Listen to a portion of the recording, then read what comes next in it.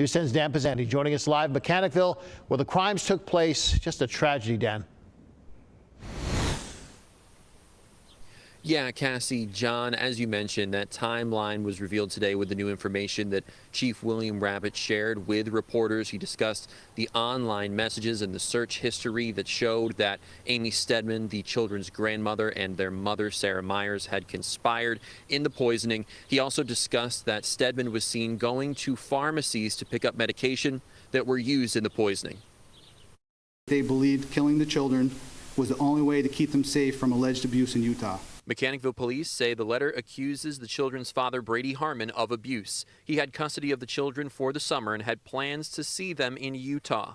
Police interviewed Harmon, who denies all allegations. Investigators were unable to independently verify the circumstances surrounding alleged incidents. The letter is signed by Amy Stedman and claims responsibility for the murders. The author also claims that Sarah Myers had done everything she could and that no one would help her, and acknowledges that the events did not unfold as they planned. Police paired surveillance video with electronic communications between Myers and Stedman that created a timeline showing they began discussing the murders no later than June 5th. Those conversations documented discussions regarding obtaining medications, where the murders would occur, how those medications would be administered, how the children would be brought together, what they would be told, and how suspicion could be avoided. Stedman was seen visiting multiple pharmacies. Surveillance footage, purchase records, and evidence recovered through search warrants documented that she obtained multiple doses of over-the-counter sleep aids and picked up medication that had been prescribed to her. Rabbit says Myers asked Stedman to administer the drugs between 10:30 a.m. and noon on June 10th so that the kids would be finished before a 6 p.m. call with their father.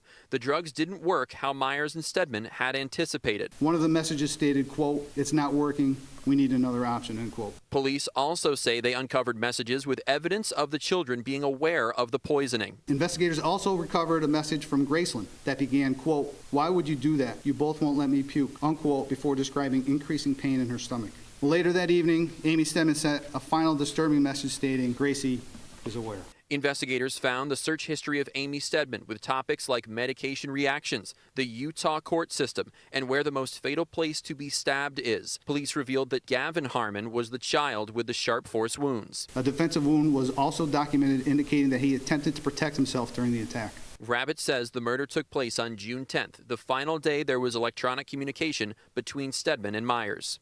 Amy Stedman and Sarah Myers consistently portrayed these murders as a way of protecting the children. Whatever they believe justified their actions, the deliberate murder of 4 children cannot be described as protection.